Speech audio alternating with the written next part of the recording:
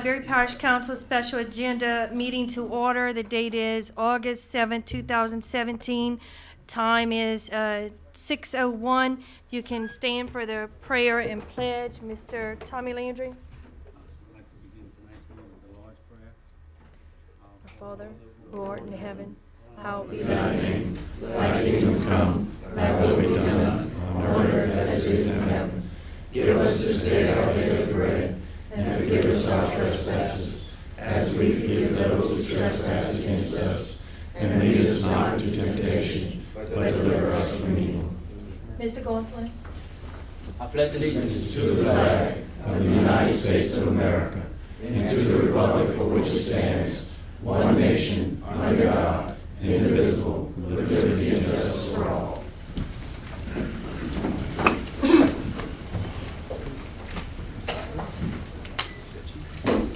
Roll call. Tommy Pollard. Michael Landry. Here. Tommy Landry. Here. Lloyd Brown. Here. Warren Gottesay. Here. Now Rick Broussard. Here. Paul Landry. Here. Ricky Gosselin. Here. Joe Dugas. Here. Eugene Olivier. Here. Brian Napier. Here. Berwick Francis. Marty Strahan. Here. Chad Monterey. Here.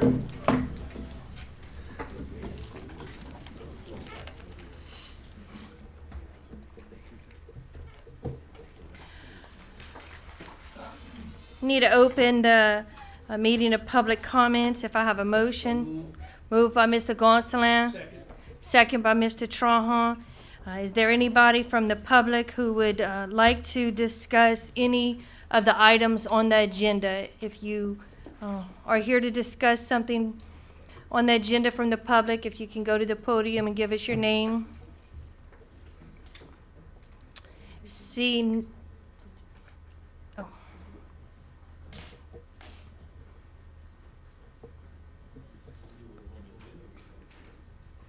It went.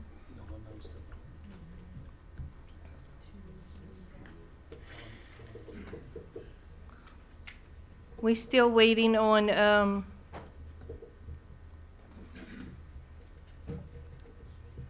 couple of votes to go into public session. If your light's not lit up, please vote. All right, that's it. All right, motion carries. Being that no one's approached the podium, I don't see anybody from the public who wishes to comment. So need a motion to close public comments. Moved by Mr. Gosselin, second by Mr. Michael Landry. Roll call. Yeah, I'm voting too fast. That motion carries. All right, we'll go to the special business. It's presentations regarding the levy system in Iberia Parish with an opportunity for question and answers from the council following.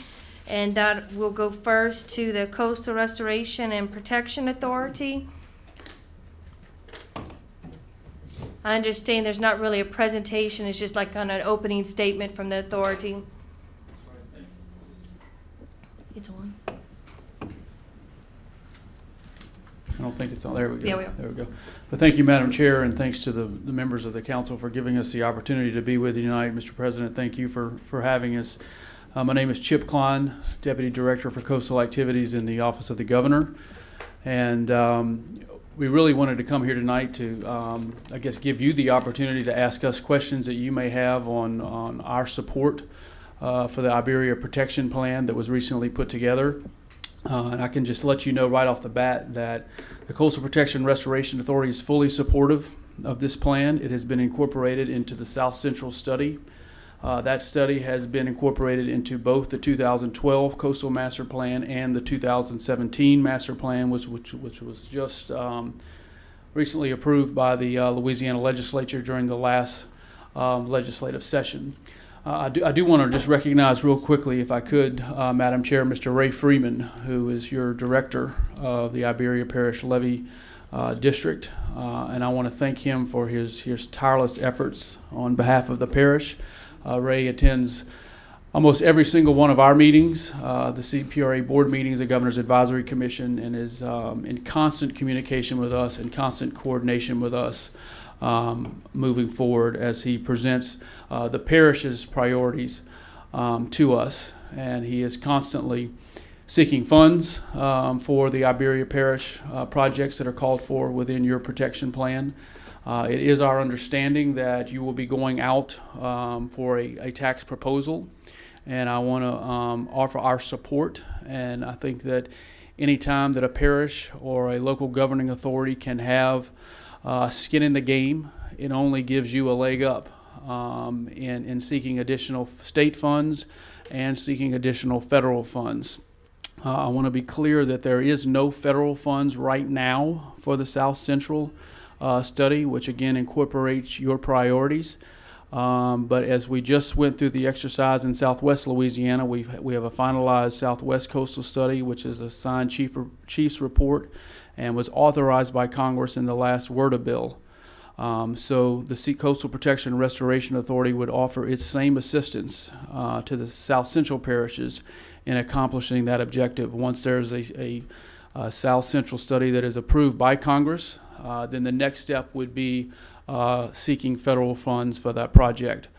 I will say that the state of Louisiana at the end of this year will receive its first payment for the Gulf of Mexico Energy Security Act, which is about $140 million a year from offshore oil and gas production off of our outer continental shelf. The overwhelming majority of those funds will go to hurricane protection projects. You've seen over the last several years really a increased focus on some of the restoration initiatives that were called for in the master plan as a result of the BP oil spill. There are significant strings attached and very strict uses on what those dollars can be used for. So we've got about $8 billion coming to the state over the next 15 years.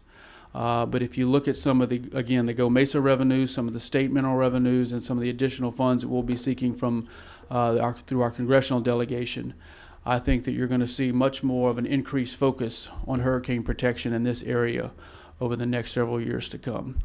So again, Madam Chair, thanks for having us. Mr. Freeman, thanks again for your efforts. And we're here. We've got Mr. Jason Lonklow, who's the Deputy Executive Director, Jason, for the CPRA, and as well as our Regional Director here, Mr. Pat Landry, and our Director of Operations, Mr. Ignacio Harush. So we're happy to answer any questions or provide additional information to you at this time.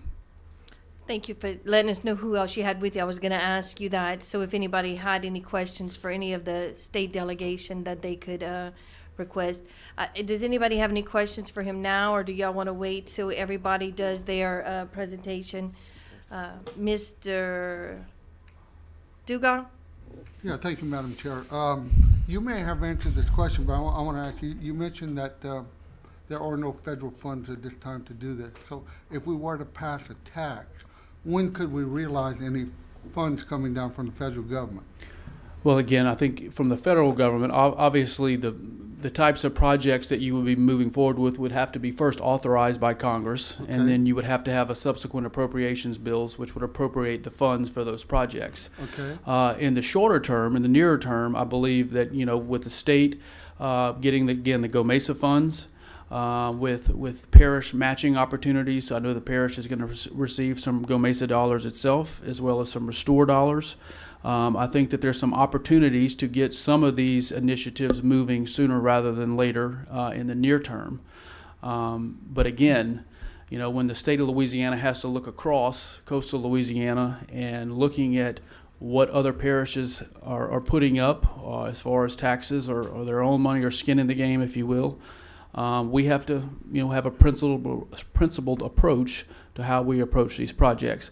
So I can't speak on behalf of the federal government. I can just tell you what the state of Louisiana has. The funding availabilities coming to the state in the near term, and I can over the next 15 to 20 years, I think it's probably close to 2.1 billion. I think that we're getting from Go Mesa over the next 10 to 15 years.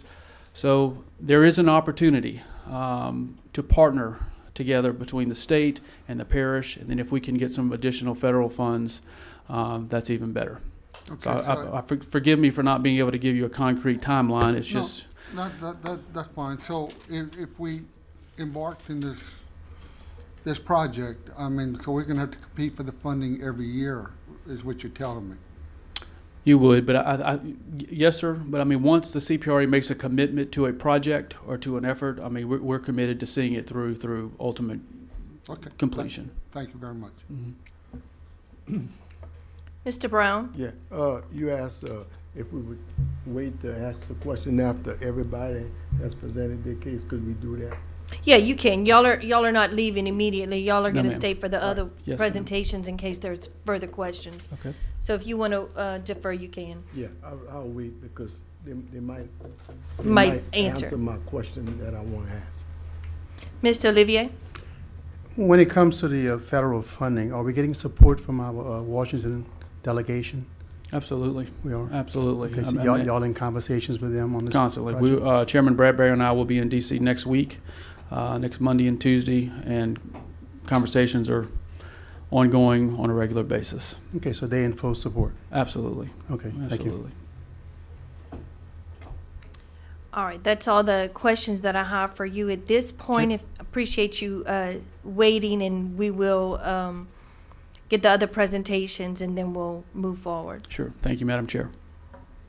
Next, we'll hear from the Acadiana Flood Protection Coalition.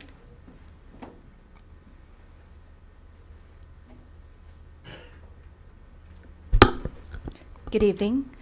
My name is Julie Rosenzweig. I'm the president of the Acadiana Flood Protection Coalition. Thank you so much for taking the time to call this special meeting tonight. I know that this is a complicated issue. There's so many different facets to it, and I appreciate you taking the time to carefully consider, each part of this and not make a blanket rush to judgment on it. We really do appreciate that. The Acadiana Flood Protection Coalition is a Louisiana nonprofit corporation.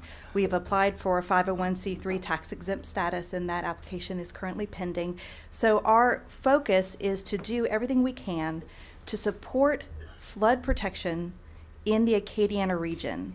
And that's to protect all of the homes, the businesses, the people, all the things that make up the way of life of South Louisiana from the floodwaters that we all know are coming. We do not intend to begin and end with this one flood control structure here in Iberia Parish. We very much intend to be a voice representing a very diverse cross-section of our community, going forward to do everything we can to support regional efforts, inter-parish efforts, these kind of things that we're really seeing take off the ground in the past 18 months or so, to make sure that all of Acadiana is protected from floodwaters. What we are working on right now is this Iberia Parish levee district flood control structure. So our group is call ourselves a task force. We have a board of directors. We have regular people who attend our meetings. We started meeting about December of 2016, and we've met at least monthly since then, often more than monthly. At each of these meetings, we have a significant number of people who represent industries from accounting to insurance to real estate. We have individuals from the Port of Iberia Healthcare. I'm an attorney. We have people from the construction industry. We have a former city council person on our board of directors, a former Iberia Parish council person on our board of directors. So we have a great deal of institutional knowledge about this parish, its economy, its people, its politics, and its future. We've spent countless hours carefully considering this plan, considering the state of the parish, the economy, which way the winds are blowing in the local, state, and federal level. And we've spent a great deal of time coming to a consensus on the plan of action that we recommend, that we think is best currently to make this Iberia Parish flood control structure a reality. So my presentation tonight, my appearance here tonight is most certainly not for to give information about the technical aspects of this plan. There are the experts here, there are engineers, there are people who know about the square volume of this and that. That's not why I'm here. But I am here to hopefully act as a voice of the community for you guys, to let you guys know what people from all different areas of our community have expressed to us about this plan, their concerns, their hopes, and the need for this plan. We have people from agriculture, from retail, heavy machinery, you name it. We also, it's important to note that we don't just represent business owners, business people. We also strive to give a voice to the people who don't have a voice in this project, in this discussion. So a lot of the people in our parish who occupy rented residential dwellings are individuals who are socially and economically disadvantaged. A lot of the people who suffered in Iberia Parish from the August 16th flood did not have renter's insurance. If they're a renter in this parish, they likely have not availed themselves of that. And even if they did, certain flood situations, there are exclusions. So we have people in this parish who don't have any other way to protect themselves. They don't have the means to move to higher ground, to buy a house somewhere else, or to do some of the other things that we've heard suggested to combat this problem. This is their home. This is where they live, and we see it as our duty to do what we can to protect every person, every business in this parish. So at this time, I'm happy to take any questions you might have. Does anybody have any questions? Julie, I'm not even going to try and slaughter your last name. I'm sorry. Oh, Rosenzweig, do you want me to Rosenzweig. spell it for the record? I say Rosenweg, and I know that's wrong, so it's Rosenzweig. Yes. Okay. Any questions for Miss Rosenzweig? It just can't come out. All right. You're going to stay to, is there any other members of your coalition here that you want to recognize? Absolutely. If anybody's here from the Flood Protection Coalition, would you please stand up so we can take a peek at you? Thank you, guys. All right. And you're going to stick around as well if council members have questions after the final presentation? Absolutely. Thank you. Thanks. Next, we'll hear from the Iberia Parish Hurricane Levee and Conservation District. Good evening. My name is Ray Freeman. I'm the director of the Iberia Parish Levee, Hurricane, and Conservation District. And so what I'm going to give you tonight is what is the plan? What is the parish plan? And the plan is 19.2 miles of protection system that runs from the Vermilion Parish line to the St. Mary Parish line, all across Iberia Parish, about 4.5 miles south of Highway 90. The system will have within it all homes in the parish, with the exception of those homes on Avery Island. Avery Island, though, however, will have a section of highway, an elevated section of highway for about 1.5 miles from the island to the point at which it intersects the levee system. There will be 23 flood control structures that crosses everywhere that the system crosses a canal, a bayou, a channel, a ditch. There will be a flood control structure. So what is a flood control structure? It's a structure that prevents water from entering when we have surges or south winds, and it allows water to drain out when we have rains. Besides that, there will be 5 large pumping stations so that during the time of rain we won't induce flooding, but will in fact increase the drainage capacity over what exists today. The earthen part of the levee will be built using dirt parallel to the levee. When we dig the dirt, it will create pits, normally called borrow pits, and those pits will be used for additional retention and detention ponds so that we can manage the flow of water out of the parish. There will also be 2 highway gates. We cross 2 highways, Highway 329 and Highway 83, so that during the time of a storm, we can close those gates and thereby seal off the protection so that water won't be coming in, getting around our levee through the highway. Now those highway systems, once those gates are closed, will have other methods that will cross the levee system so that people will be able to drive over the levee system and evacuate, because we don't want to lock anybody out. We want to be able to get them out during the time of to facilitate evacuation. The Iberia Parish Levee Hurricane and Conservation Board will meet tomorrow night and consider a resolution of a 5 mil property millage to put on the ballot for November 18th. Following that, on the 9th will be your committee meeting, and presented to you will be a request to authorize the call of that election. It'll also be a request to help fund the election at a cost of about $20,000, which is what the Secretary of State has told us it's going to cost us. And then 2 weeks from there, on August the 23rd, provided it passes at your August 9th meeting, it will be placed on the agenda for August 23rd for your final authorization of the call of the election. So that's our plan and what we're asking from you. And I'll take any questions from you at this time.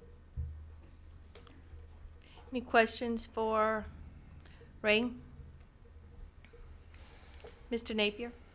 Mr. Freeman, explain, if you can, why millage and not sales or some other tax? That was something that was considered with the board, our levy board, as well as the Acadiana Flood Protection Coalition, a number of members from across the parish, and we sat and discussed all of those possibilities. Not only which one is better, which one is worse, which one is, when is the right time to call this election, but we went through that for a number of months. And basically we felt like, we feel like we have only one shot at this. So we needed to choose one of the focuses was to choose the most likely thing that we could get done. And then also in conversations with consultants, we eventually came to that consensus that it would be a property millage, and we would call it for November 18th. So, it was a kind of pretty long, arduous process. And actually, we came to that conclusion early on in the year. And then there was some legislation that we thought would actually be on that ballot that would provide the same thing. So we held back and did not call this election because we didn't want to have 2 items on the ballot. We just really want one of them. So then we waited until the end of the legislative session, and when that legislation did not move forward, we decided to go ahead and put ours back on track. Yeah, I would just, because I've had conversation with some constituents that, it's on the backs of the property owners, and if this levy comes into play, it's actually protecting everybody in the parish, correct? That's correct. And let me give you just a historical note. First time that that property millage was used to support levy and protection methods was back in 1878. And in 1878, all the way up until the early 20s, only property owners could vote. And property owners chose at that time to use a property tax to do it. So they could have used some other means. That's not what they chose. Well, I think that historically we're following that same path. I have one more, Madam Okay. Chair. Just one more. Just one more. Okay. The gentleman with CPRA, Mr. Chip. Mr. Chip, commented about Mr. Dugas' question about the federal government.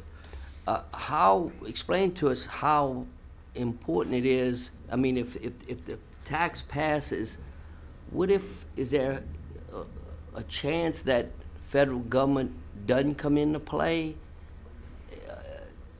I mean, I That- think the people need to know all, that's why I'm asking, you know. Well, the truth of the matter is, there's always a chance that some player will not be So what playing. happens if that Okay? happens, you know, because we rely on them for a big chunk of this, right? Well, Correct? we do, but not in the early term. In the early term, we will be relying more on the state. And then when those opportunities present themselves for us to be able to go to the federal government, we have, in some of our conversations with CPRA, they will help us to package the right information so that we can go forward to the federal government and have the best shot at it.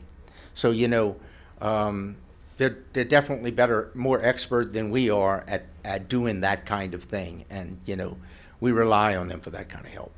But to get it completed, we have to have the federal government involved, correct?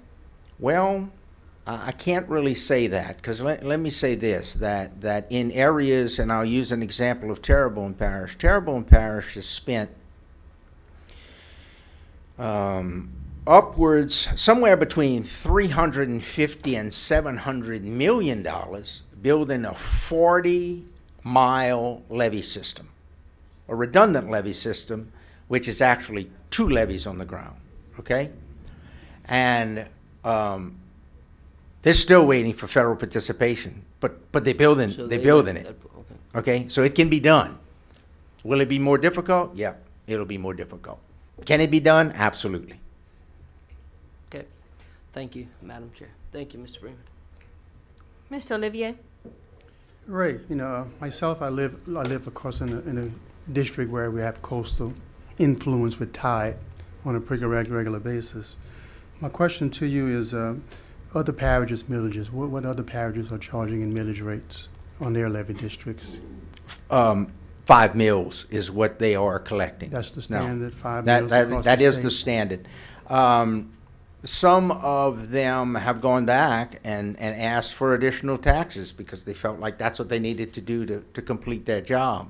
But they all started with 5 mills. That has been the standard. It was a standard of 10 mills up until about the 1920s, and then that changed, and 5 became the standard then. 5 and- mills are bringing how much per year? From Iberia Parish, 2.9 million is the projected amount from our tax assessor. And- In our district now, that's not all of the parish. Right, that's my next question. Who pays the tax? All of those people who are in the Iberia Parish who are not in the Atchafalaya levy district, because the Atchafalaya levy district is already collecting 5 mills, Okay, so and have been for, I don't even know how long, since the Atchafalaya Basin was created. so those landowners are already paying at 5 They are mills already in the paying that. area. That's correct. What is the boundaries of that Atchafalaya Basin district? It Are you is, familiar with it comes just north of the bayou in most cases, but it's a kind of it's not a straight line, I can tell you that. Most people in Louisville are you know, that area, so all pretty much north of the bayou. Okay, that's final question. Mr. Gonsalas? Ray, if this council was to approve a call to the voters for an election, and I'm a voter, want to know the pros and cons of a levy, what type of marketing plan do y'all have in place to educate the voters of this parish, the pros and cons of a levy, and what it can do or what it can't do? I would assume that y'all put a plan together to do that, to educate the voters in some kind of manner? Absolutely. I have been taking this plan in a much more detailed fashion than what I presented to you today, just because of time. But I make about a 22-minute presentation, and I have made that presentation actually a couple of times to this group, and we've made the presentation to people that I could remember just kind of off of the cuff. We made it to the Twin Parish Port, the Port of Iberia, to all of the city councils, New Iberia, Jeanerette, Louisville, and Delcombe. We've made it to the Airport Board, the Recreation Board, the Mosquito Control Board, the Rotary Club, both of the Kiwanis Club in New Iberia, one of the Kiwanis Club twice, and I think the Rotary twice. Acadiana Flood Protection Coalition, the Great Iberia Chamber of Commerce, about 3 different meetings of theirs. The Tesh Builders Association, the Sons of the American Revolution, tons of neighborhood watch groups all across the parish. And we just continue to make those presentations. And those are group presentations. But it doesn't matter if somebody wants to know what is the plan, then I will sit with them right there and tell them, here's the plan, and I'll give them all of the information and spend the 22 minutes giving that presentation. Now, if they say, I'd like you to come to my house, I'll go to their, sit in their living room or in their kitchen and talk to them and their families and, anybody who wants to come over.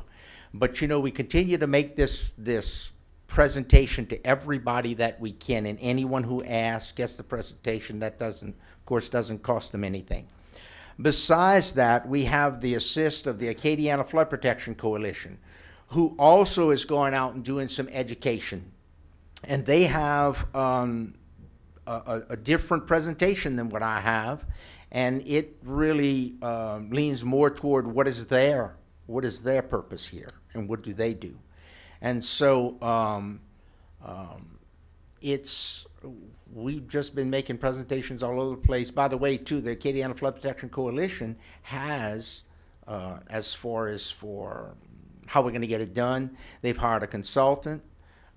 They're going out and collecting contributions to be able to pay for that consultant and take that consultant who has a proven record in this type of proposition method, and they just going out and building a plan and putting that together. That consultant currently is doing his market research to put together a plan to present to them. So, it's not, this is not a half-hearted presentation. This is not a, we've really, really worked hard to try to build it and to try to build consensus and to help people understand what it can and can't do.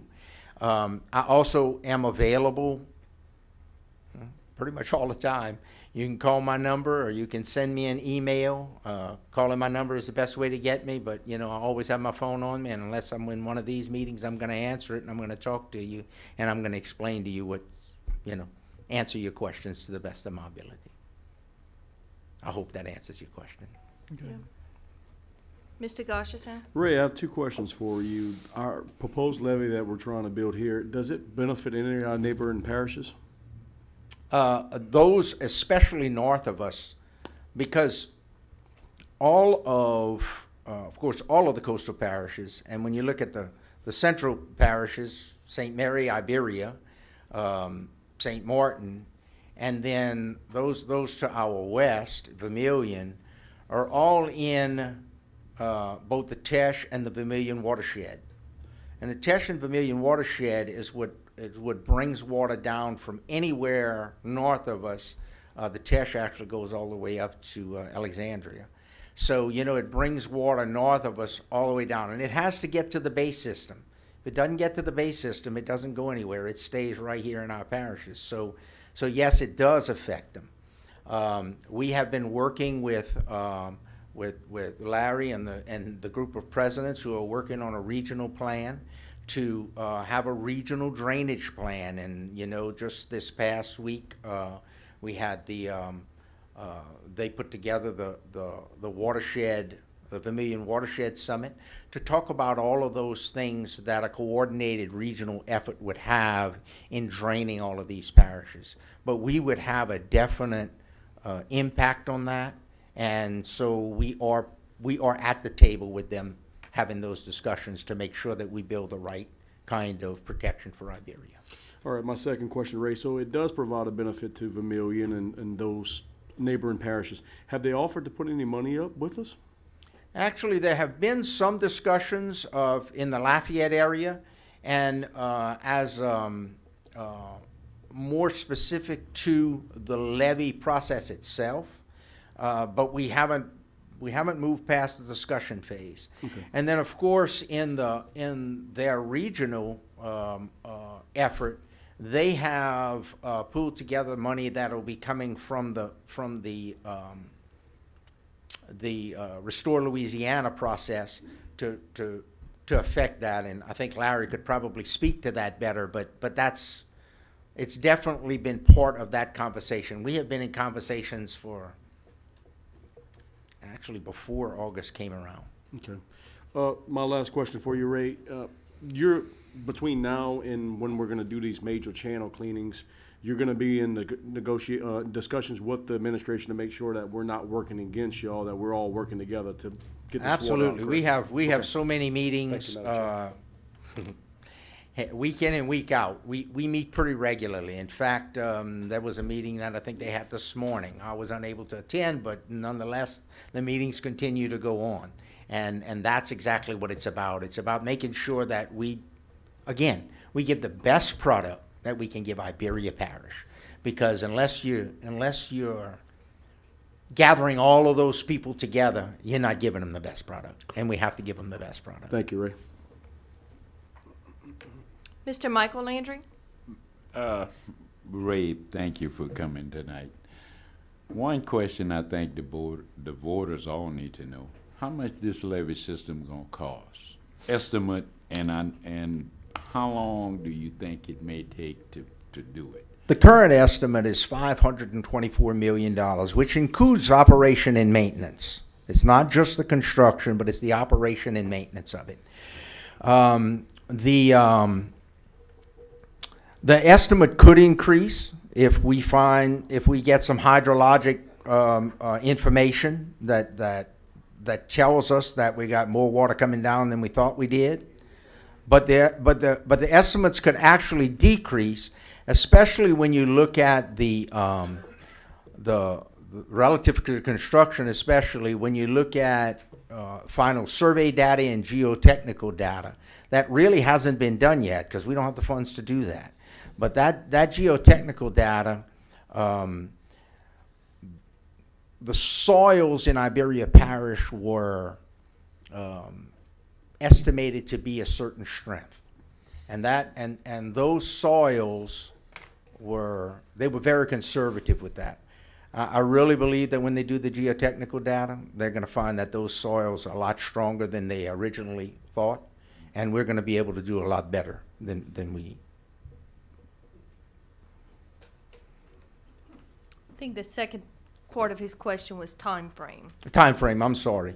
Approximately 15 years. Of course, could go longer if the money doesn't come in as fast. It could go short if the money comes in faster. It's all based on money. So, the speed at which we can do it, is really based on how fast the funds come in. Thank you, Ray. Mr. Brown? Ray, do you have any records on what's the success rate of 11 district passing the tax? Do we have The success rate on them passing the tax? No, sir, I don't. Because overall, I mean, I know that many of them have passed some taxes, but what their success was, did they fail the first time? I don't know the answers to those questions, because what's more important is what is the success rate here in Iberia Parish? I'll just say quickly, so prior to Hurricane Katrina, levy districts had the authority to unilaterally assess a 5 mil tax on the people without going for a vote. After Hurricane Katrina, the laws were changed, and it has to be approved by a vote of the people in order for that millage to be put forward. So when you ask about statistics on passage rates, things of that nature, it's really kind of hard to say post Katrina. I know that Southwest Louisiana, Vermilion, Cameron, and Calcasieu are looking at this issue. Obviously, you all are, and I don't think any other parishes post Katrina have gone out for millages. St. Mary has, that's correct. And St. Mary passed, I don't remember what their millage rate was, but 5 mils. And it did pass in St. Mary, so.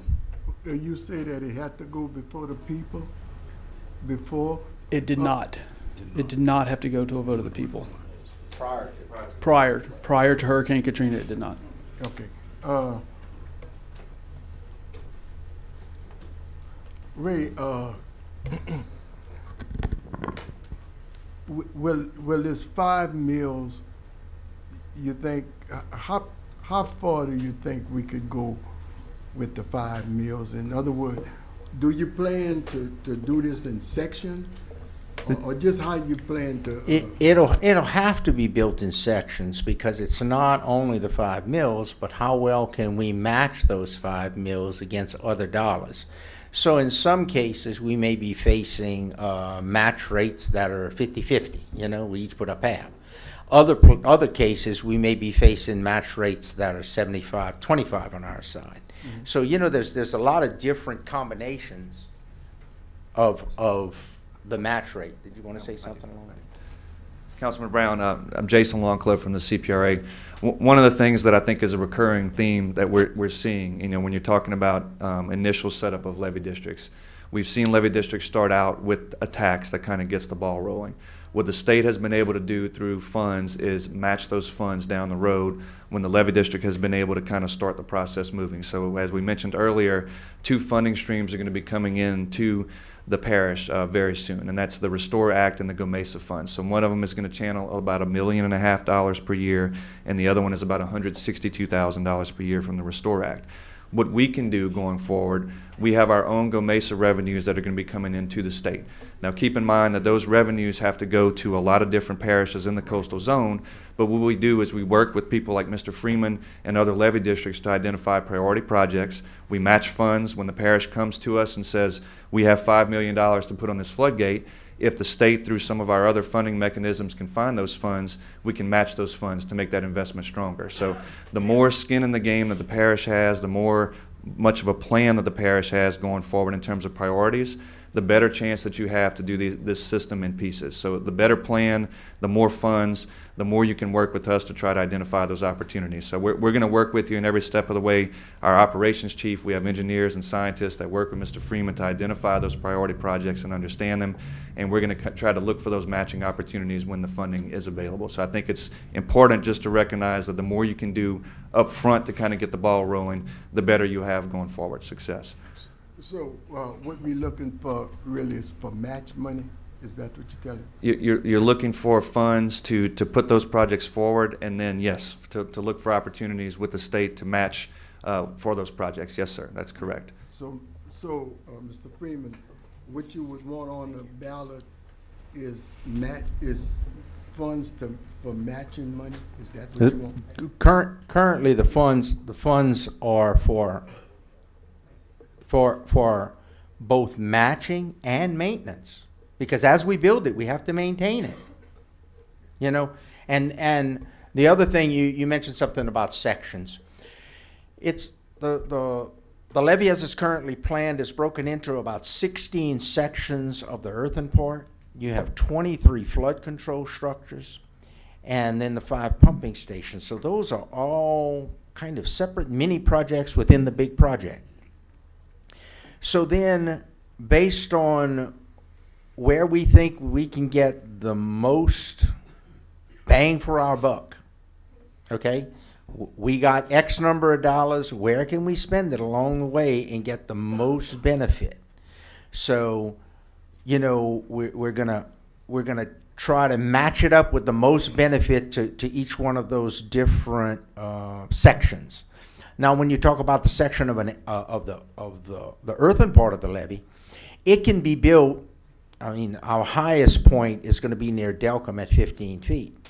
But if we only have enough money currently to build 6 feet up, then we build 6 feet.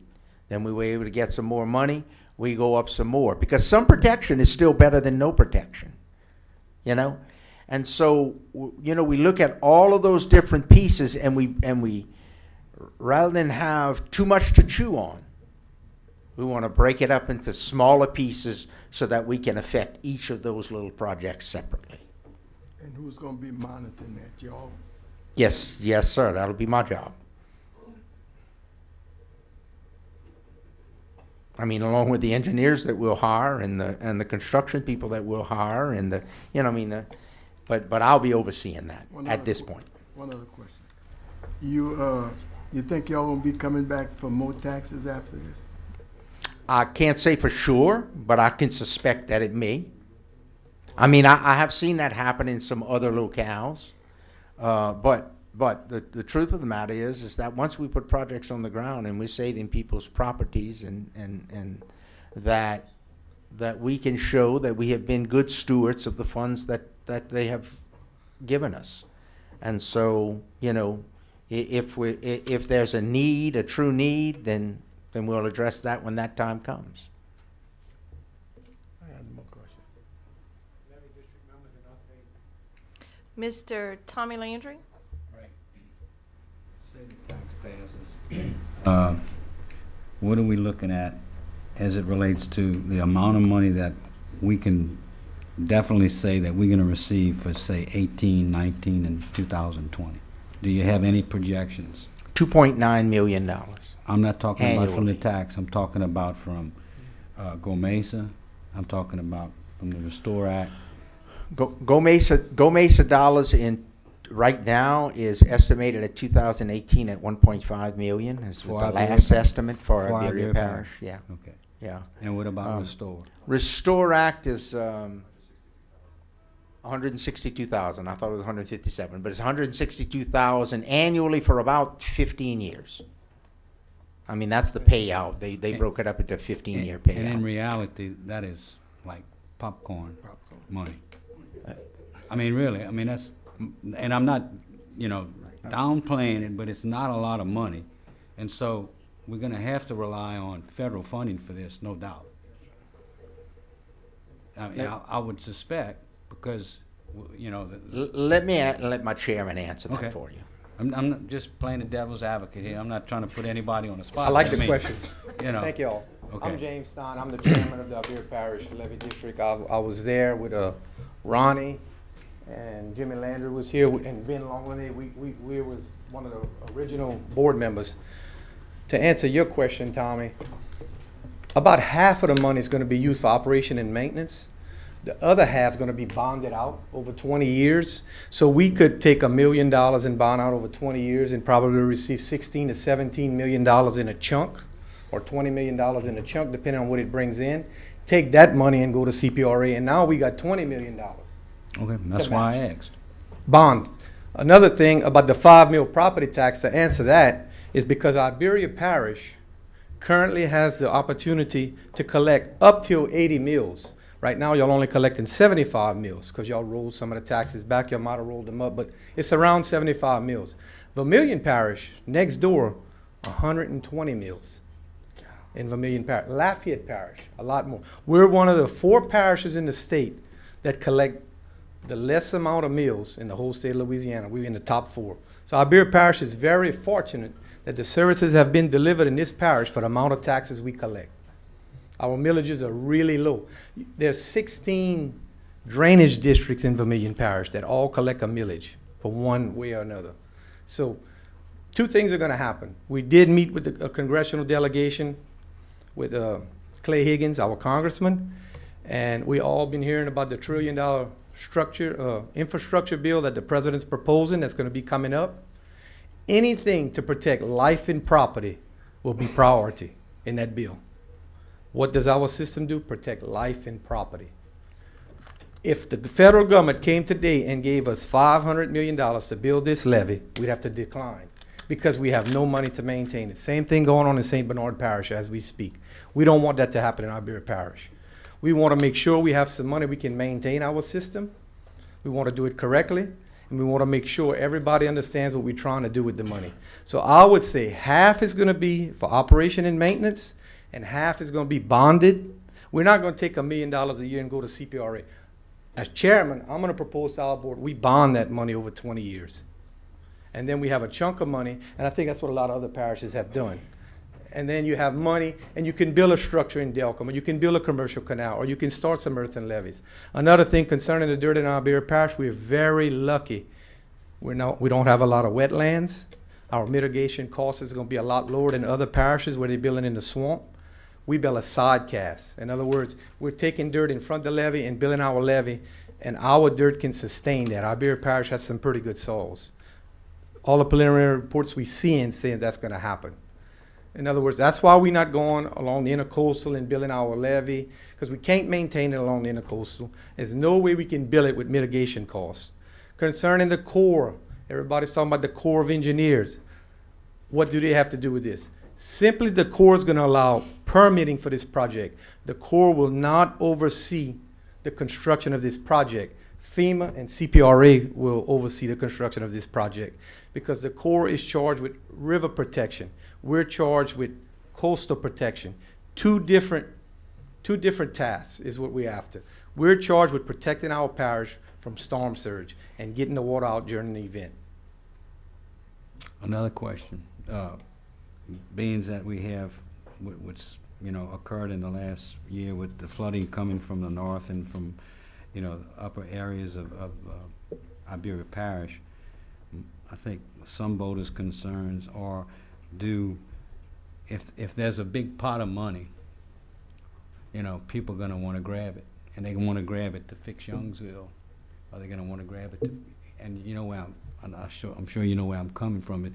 And my concern is that those funds are dedicated, okay, and that we don't veer off on other politically correct projects that might be good for some parts of not only Iberia but North, Lafayette, St. Martin, and make sure that the public understands that this is is what it's going to be used for, and that when those big dollars come, everybody's not going to be wanting to grab them. I can answer part of that, Tommy, and they can back me up on this. The Go Mesa money and the Restore Act money is constitutionally protected for rebuilding our coastline and hurricane protection. Am I correct in saying that? Constitutional protection. That's why you don't see our money in the budget of the state being hashed out and cutting money out. It's protect the people of the Louisiana voted on that. It's in the Constitution that money from Go Mesa and also the Restore Act money, correct me if I'm wrong, is protected by our Constitution to protect our coastline and rebuild our coast. Right. Okay, I'm good. Any other questions? Mr. Olivier? You want to yield Larry before? I'm sorry. Ray. We have local Go Mesa dollars and state Go Mesa dollars as well. I think it's important that you explain to them the state Go Mesa dollars, because what we're talking about right here, we have local government. We projected in the first quarter of 2019 to receive $1.5 million in Go Mesa as far as local government. But the discussions that Ray and I have had in the past, we highly doubt that those dollars are going to come in at $1.5 million simply because of the downturn that we have. But I would be curious to find out what kind of dollars you think we could possibly get from state Go Mesa dollars.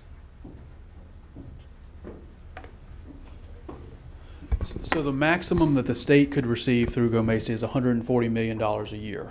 And so you are correct, Mr. President, that due to the downturn in oil, that it will likely not be $140 million. So we're looking at anywhere between $116 to $120 million. As I said before in my opening remarks, the overwhelming majority of those dollars will go to fund hurricane protection projects.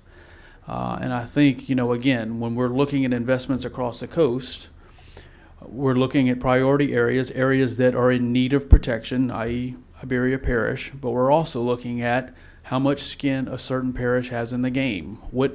How much money are they willing to contribute to these efforts? Not necessarily to match. We're not saying we'll give you $5 million if you give us $5 million. The approach we've taken is that if you're willing to put your money towards a project that is included in the 2017 master plan, you stand a very good chance of getting a larger percentage from the state of Louisiana than if you were to invest your dollars in another project that is not included in the master plan.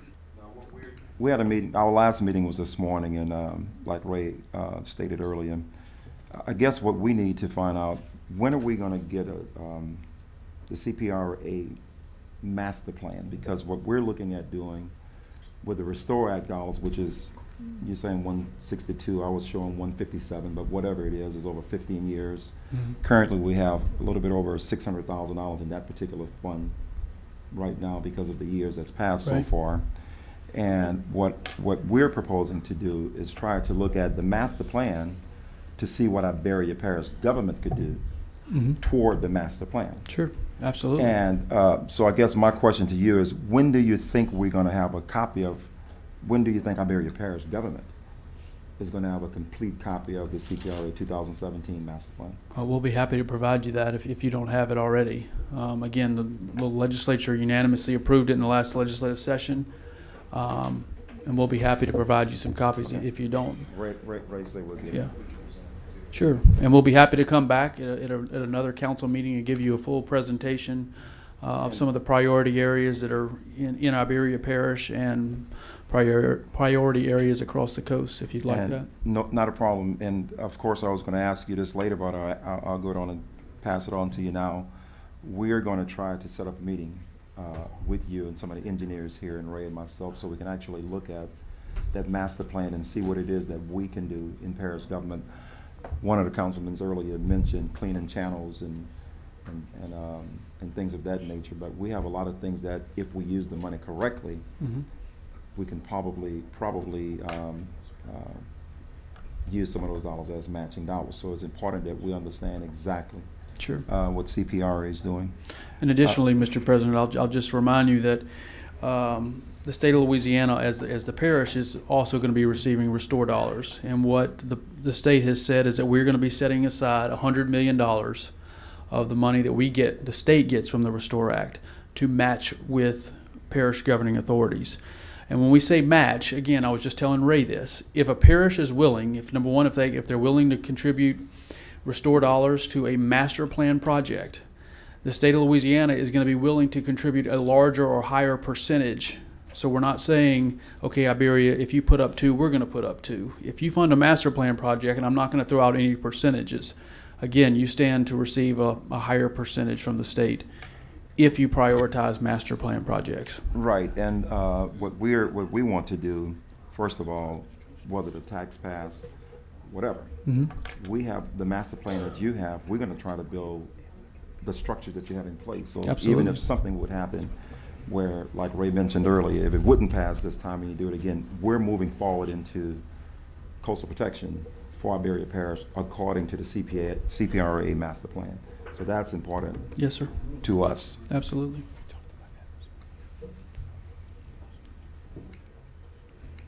Mr. Olivier, you had the floor. Oh, you not finished? I'm sorry. Go ahead.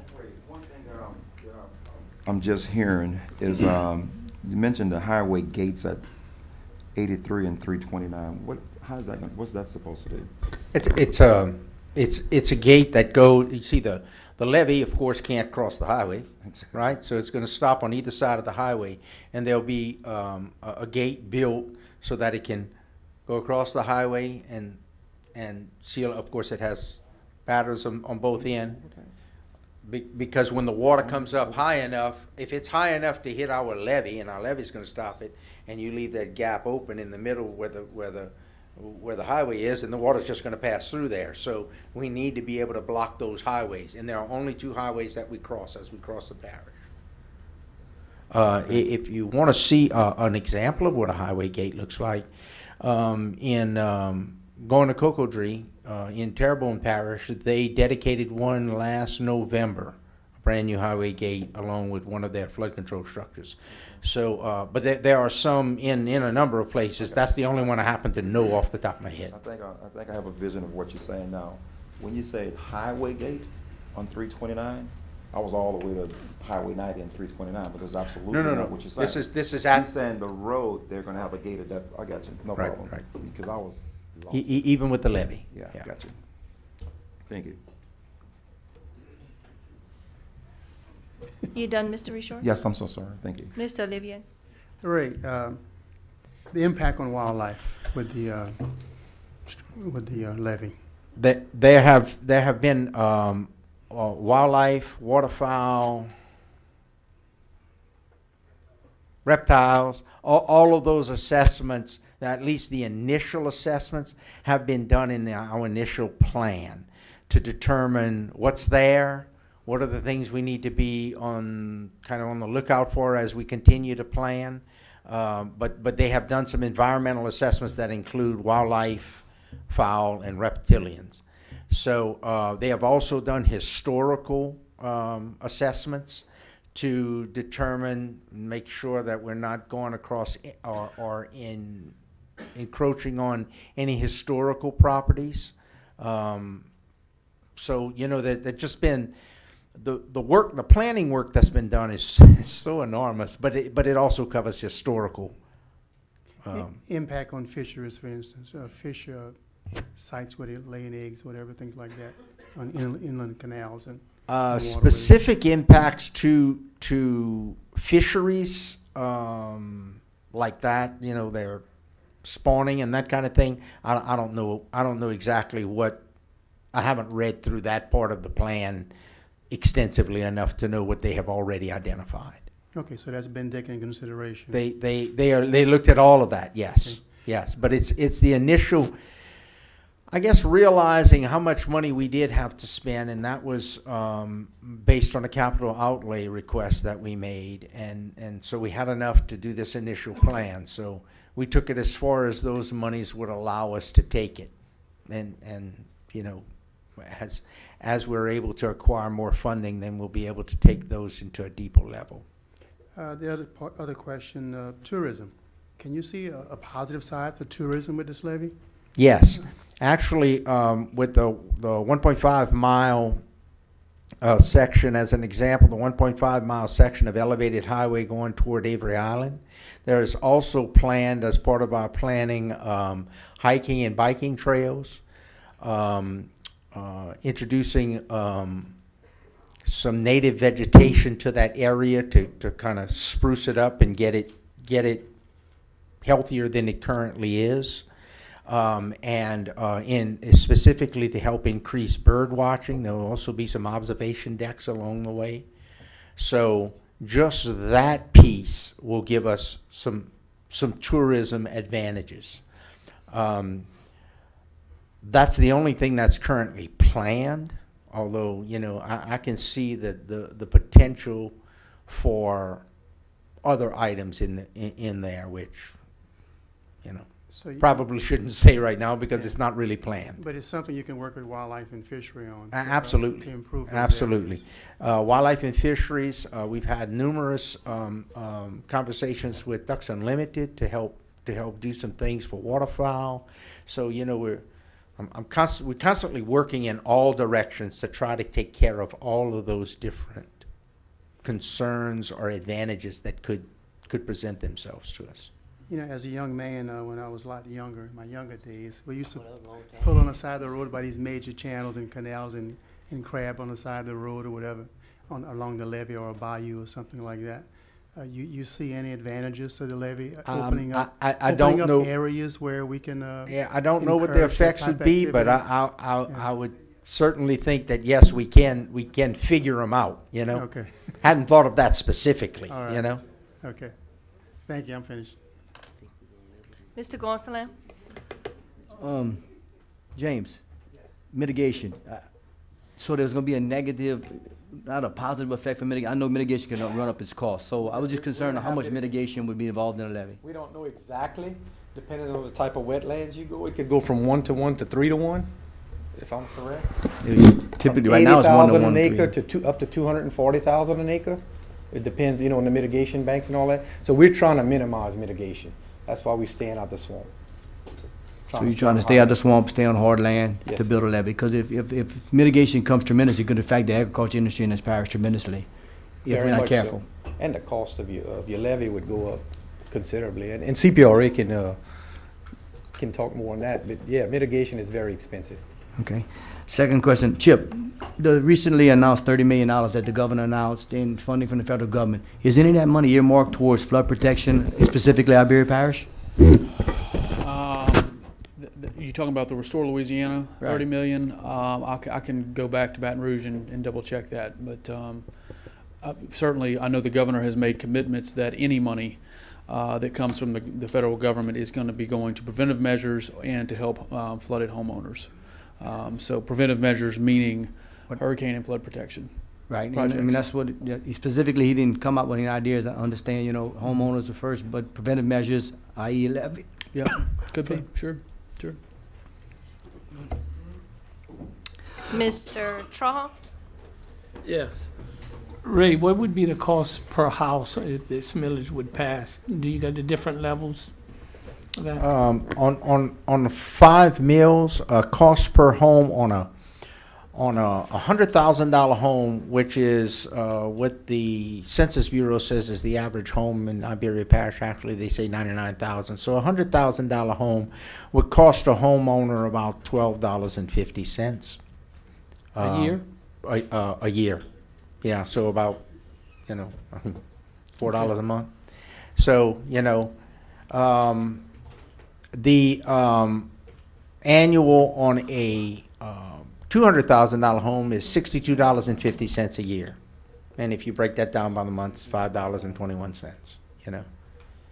So the cost is very, very low when you look at the And- overall picture. And when you as look per- at the potential for it to reduce insurance costs, once we reach a point where we've actually built it and we can accredit it under FEMA standards, the cost in insurance is a phenomenally different cost, right? And we looked at some different areas of the state where we saw that once levies were put up, that their actual base insurance costs came to between $400 and $500 a year, and flood insurance.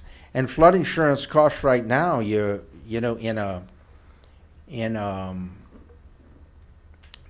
average is about $2,100. Now some people pay lower, some people pay more, but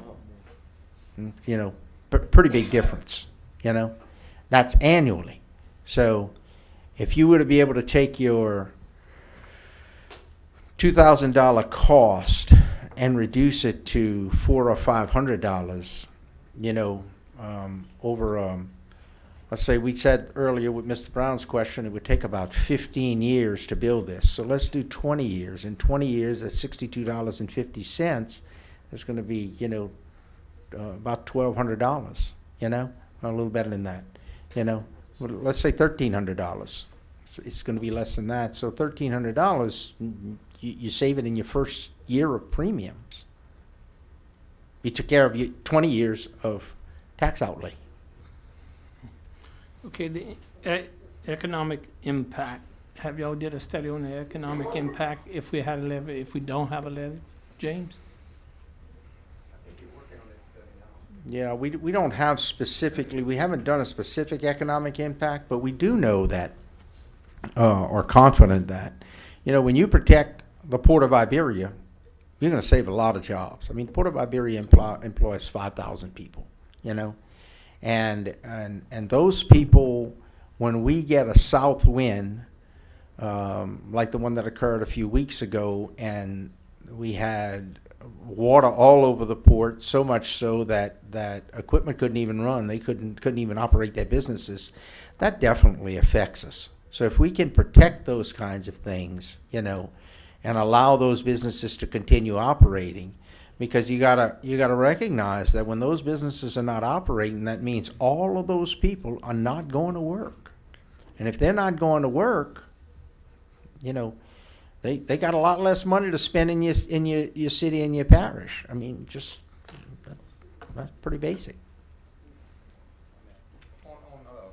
On property values, for instance, I'm going to take in Eugene's district, Laurent Road. If you're in a V zone, you could probably buy 3 acres on Laurent Road for $18,000, $6,000 an acre. If that wasn't a V zone and you didn't have to elevate 13 foot in the air, you'd be paying a lot more for that property. And then again, your assessments would be a lot more in your parish too. Your assessments are gonna go up because your price of your land is gonna go up. It's what you want. You're not gonna buy an acre of land in Youngsville, Lafayette for $6,000 an acre. But in Iberia, there's a lot of land for $6,000 an acre, or 5 or 4, depending on how big the stretch is. So individual lots on the individual homeowners, it's going to benefit them a lot. Their property values will go up. Okay. Council members, as we look at this, to put this to a vote to the people, we got to look at the investments we're making in the port lately. just, you know, with Caterpillar and different other projects. Also, the ports are looking at putting up money for some of these structures that protect the port. Okay, so it ain't gonna be a levy. They're gonna have some other entities putting up money, you know. Also on drainage, especially for my district, for Lake Pinier coming back down, I got about 4 of those canals we're talking about cleaning out that drain Lafayette, Broussard, Youngsville, some from Vermilion. That's gonna help. What the meetings we having now, we're all trying to coincide with that to where it works together, to where the burden's not all on one entity, it's on separate entities. And they're gonna come into play with that when they start building the levee, because we're gonna start working the plans together to where when it does happen, we're all on the same page. It ain't gonna be 2 different pages. You finished, Mr. Strong? Finished. Mr. Dugas? Thank you, Madam Chairman. Ray, James touched on the property values. That was part of my question, but you have a footprint of where this levee is going to go right now. Have you had any feedback from property owners about that levee going on their property? And do you anticipate any struggles with right-of-ways? And also, what happens to the property on the outside the levee? Is it usable? Is the levee far enough north to where that property is still usable on the backside, or is it on the edge of the marsh where you're not going to be able to use the property outside the levee anyway? In most places, it'll be on the edge of the marsh. Okay. And in those places that it's not on the edge of the marsh, that property is still usable because its elevation doesn't change.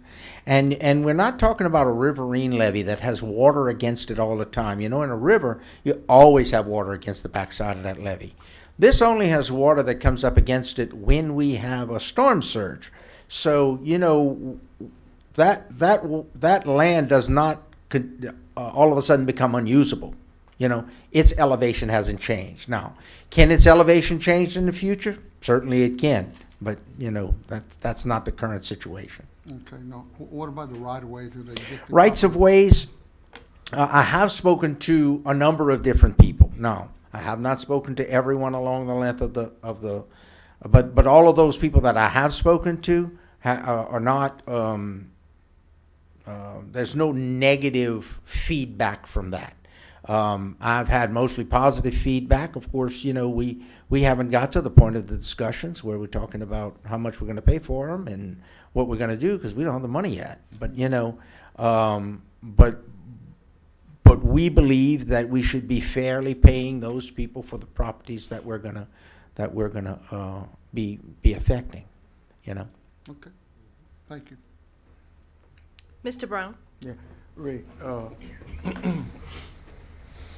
we talked about being 15 years before the levee was being built, and I think Mr. Stein said, he quoted me as saying 15 years. Now, the 15 years, is that if you had all the money now, or you have to raise the money? No.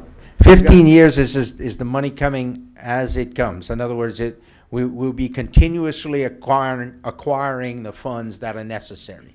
And that's the 15-year projection. If we had all of the money now, some engineers tell me we could probably build it in about 4 years. Mm-hmm. But we don't have all the money now. So, I mean, you know. And then you said that you had gone to the Chamber of Commerce and here. I tell you, you need to go door to door to let these people. I'm telling you because I'm there, and that's what you need to do. You need to get these people door to door. You need to get them to understand what you want. Okay, all right. Well, I appreciate that, and that will definitely make that part of the plan. Yeah. Okay. That's what we need to do. That's what we need to do. Mr. Mottram? Mr. Brown kind of touched on my comment. You mentioned you spoke to some of the clubs and other events. What about, is there any plans to have town hall meetings to educate the public? Because I'm getting some, you know, emails, I'm sure some of y'all, and people are not very receptive to it. and a lot of it I don't think they understand at all. So is there any, you intend on having maybe some town hall meetings to educate the people, fill them in? Or? We are discussing that now to put together some town hall meetings. One of the things that I'm kind of waiting on is information from the consultant in his market research to try to determine exactly where we need to be with those town hall meetings, because he's going to be able to tell us some of that information.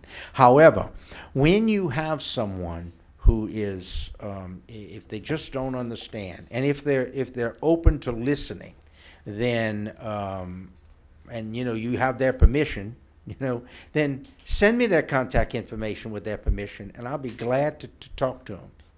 Whether I need to go right out there and sit with them in their house and talk to them, or sit with them at their work and talk to them, or whatever, and I'll try to help them understand anything that is not understood. I guess my next thing is scenario. We're approaching the anniversary of our August flooding. I was affected. How is our levee gonna help us in that scenario? You have a south wind coming in, you get 10 inches of rain within an hour.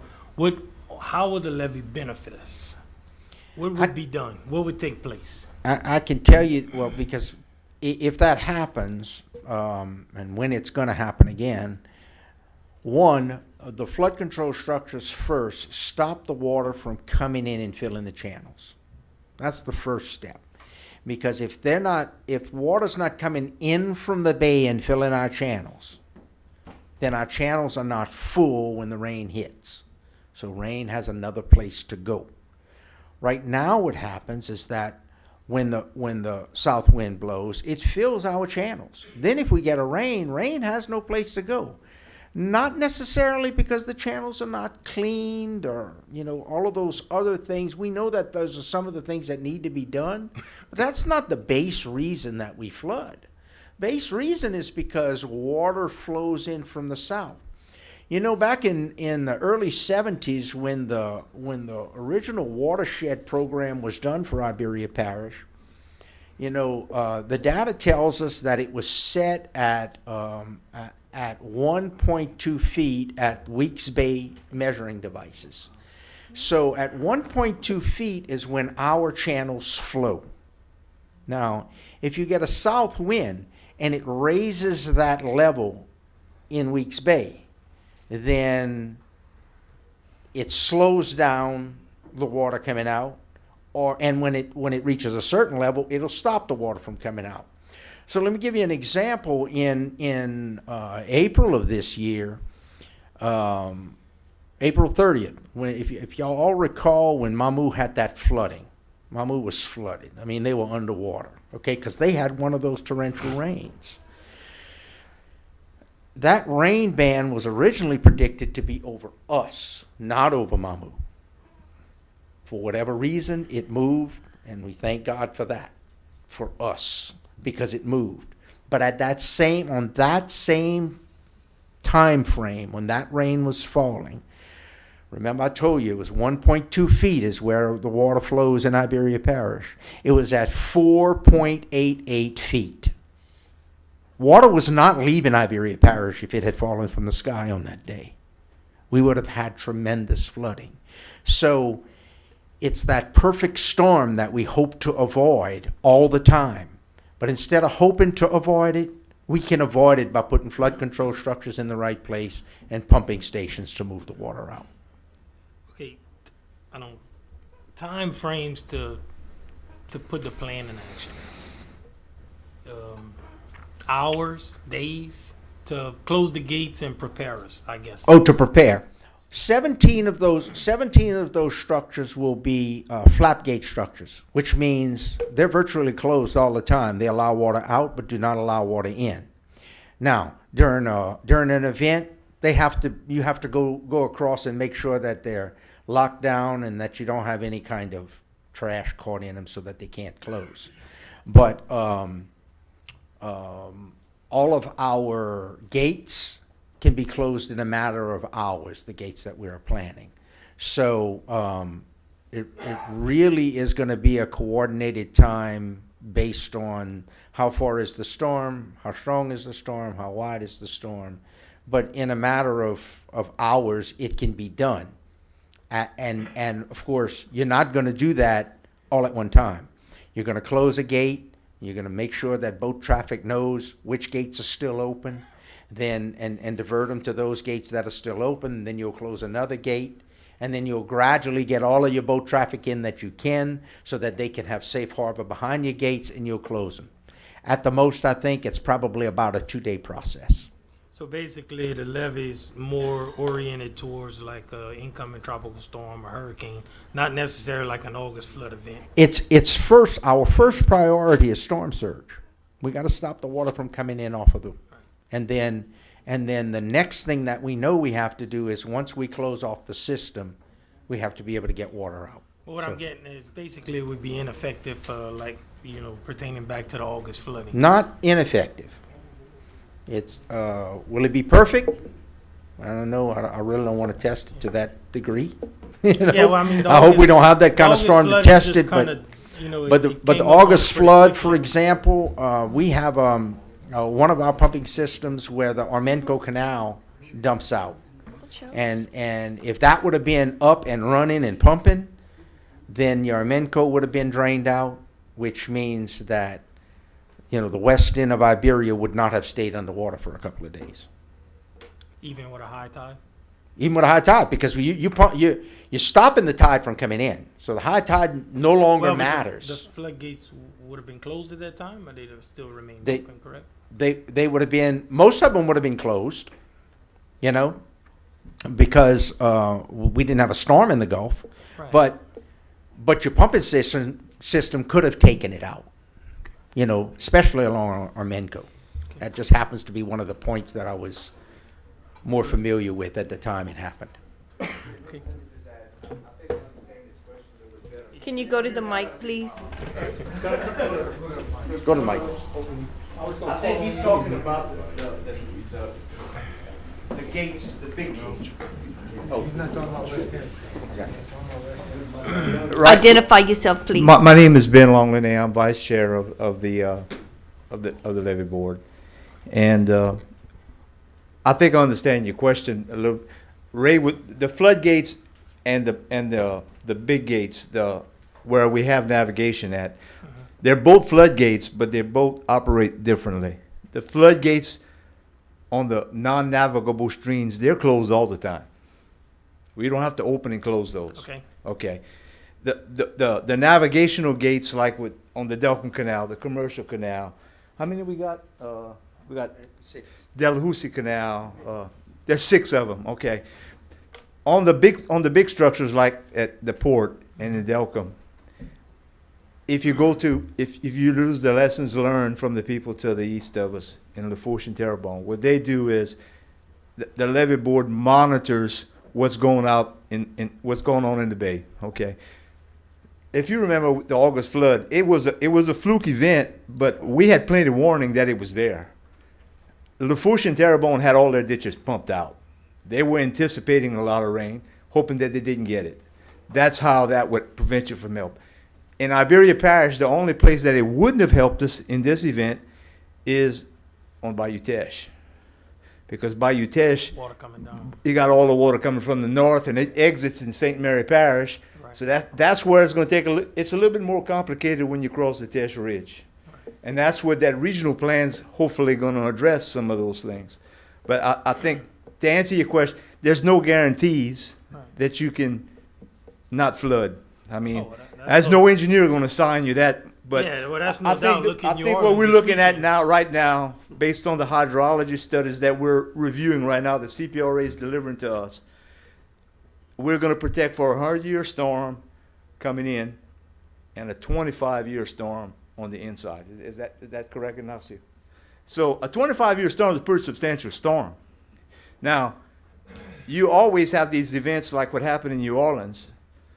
10 inches of rain in 2 hours. That's a pretty substantial event. 10 inches of rain in 2. You can't design for that. Right. Well, that's basically what happened to us back in August. So. But if you have your retention in place and detention in place, and we hope to be able to answer those questions to you better as we get all this hydrologic data, because we're trying to do it right. But I'm willing to tell you right now, it's not what what we're looking at doing and what CPRA is telling us we can do, it's a hell of a lot better than what we got right now. All we got separating us from the Bay right now is air. You know, we have to put something out there. Thank you. Mr. Gotchison. Ray, my last question for tonight, and I think it's probably the million-dollar question, is obviously our neighbors are building structures to protect themselves. What if we do nothing? Do we do more harm to ourselves? Absolutely, absolutely. In fact, there is some information, and it hasn't quite yet been released by LSU. They're still putting together a mapping system. Ben could probably speak to it better, but when it shows you, for instance, on that example that I gave you of the April 30th time, and you can see those areas that had water just because of the south wind push, and those areas that did not have water, and those areas that have protection, Terrebonne, St. Mary, Lafourche, they didn't have water. The water was way down here, but you can see when you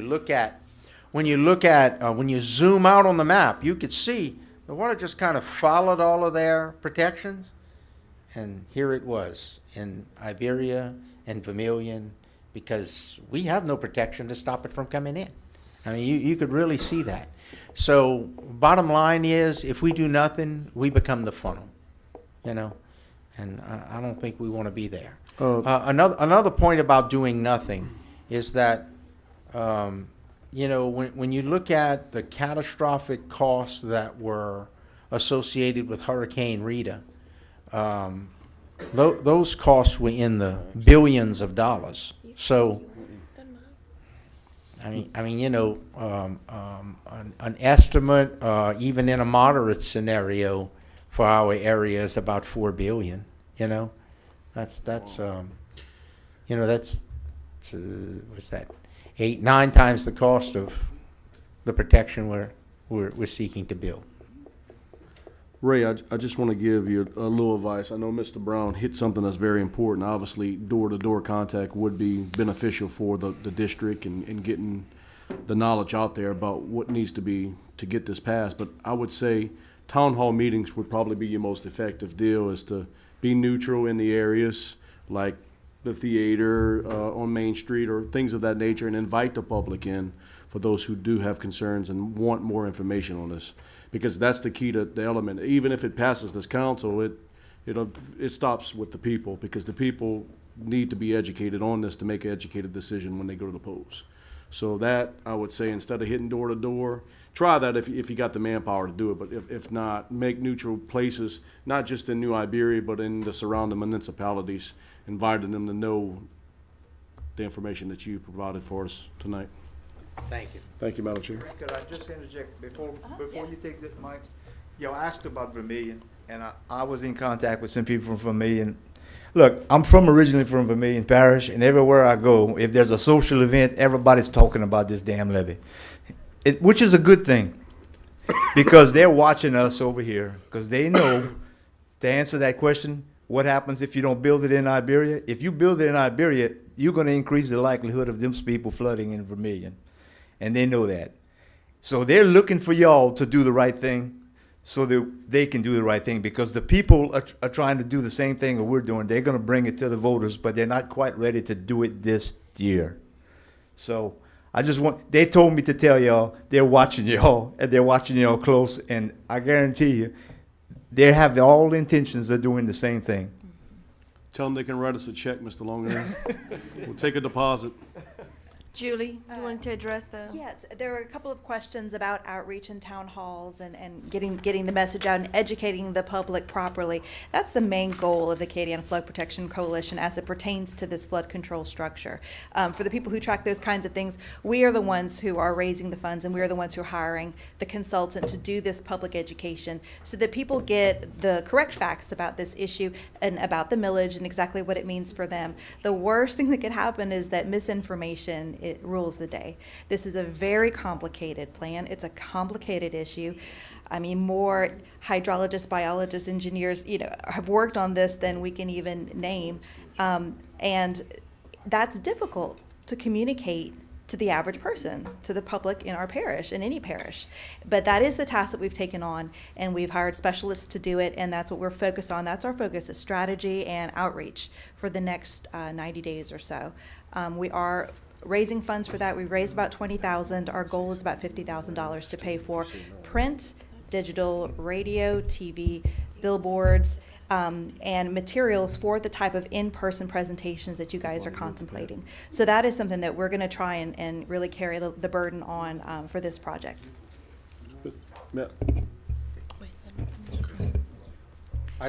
Did you want to address that question some more, Mr. No, Freeman? no, I didn't. I did have another one of my board members, so that wanted to make a comment about it. Okay.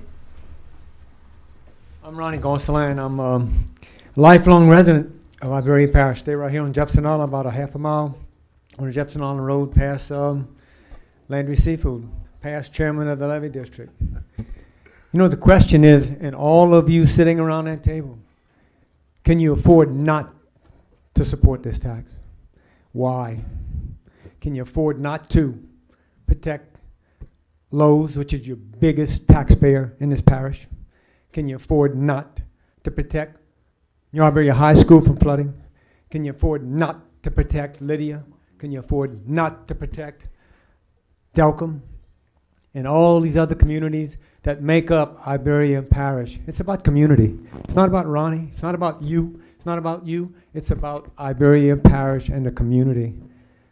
You need to ask some of the people that are leaving the parish why. Why? Their kids live in Youngsville. Hey, that's just 7 miles down the road. That's very, very close. The parents leave. They have the resources to go there. Why did they leave? Well, the property values are here. Politics is not terrific. I don't have to tell y'all what's going on. Y'all all live it just like I'm living it.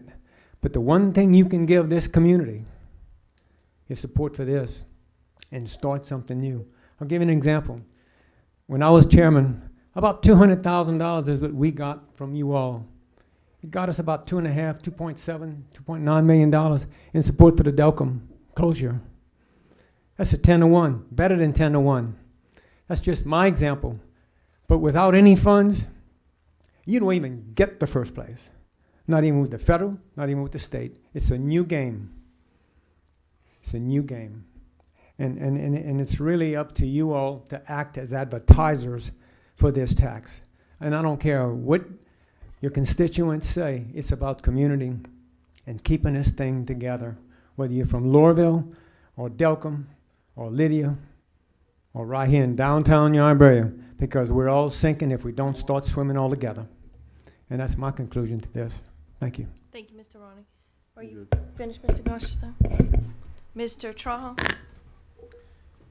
Chair, coming back to the operation of these gates, which your district drains on mine, I think when they're gonna have a rain event, the 911 is gonna be called and the levy board is gonna be called, and we're gonna work coincide with them to when these gates are gonna be closed specifically or pumped, right? Because that would be the Delcom gate. There'll be a plan, an operation plan that'll tell us how we will affect those things, you know. But we have to build that plan. But before we can build a plan, we have to build a protection system. I think the question he was asking, and that's more on my side too, because you go into Bull Island, you know, if the southwind high tide backs up and the headwater, you start flooding inside of Bull Island, you know. Koto never flooded before. I've been around there 27 years. It hasn't flooded before like it's flooding now, you know. So it has to be an all-in effort of everybody to make this thing work. That's good.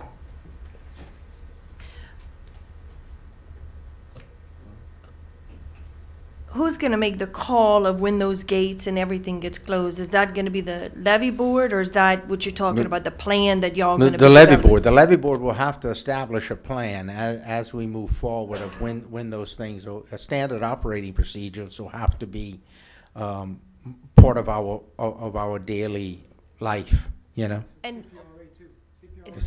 See, are y'all planning on having employees that would do that, or is that something that y'all would be working with the parish administration to use public work employees or something of that nature? Or am I too early for those questions? I think we will have employees doing that. I think there, and when we look at what some of the other levy districts do, some of them coordinate that between them and parish government.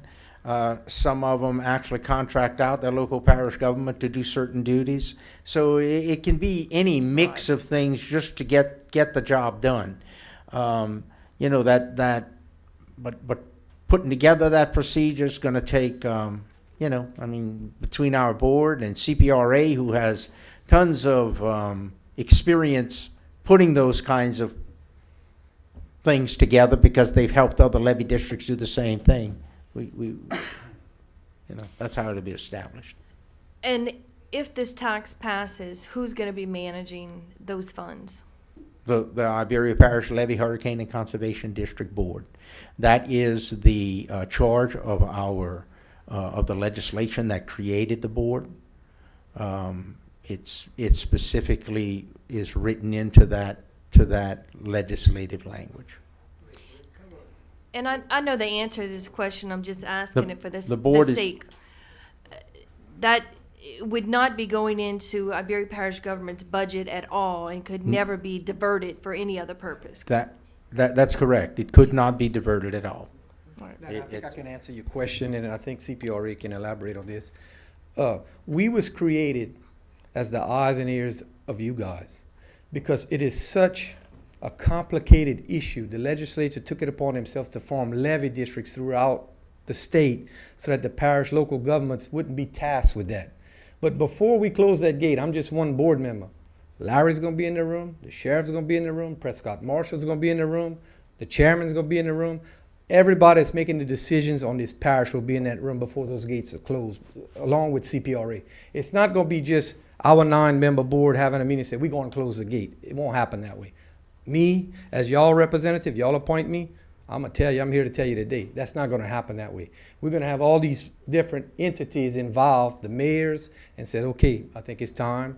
And then 911 will tell us it's time. I mean, the hurricane's close or whatever, we'll be following the weather. It's not going to be just shoot from the hip and go close the gates.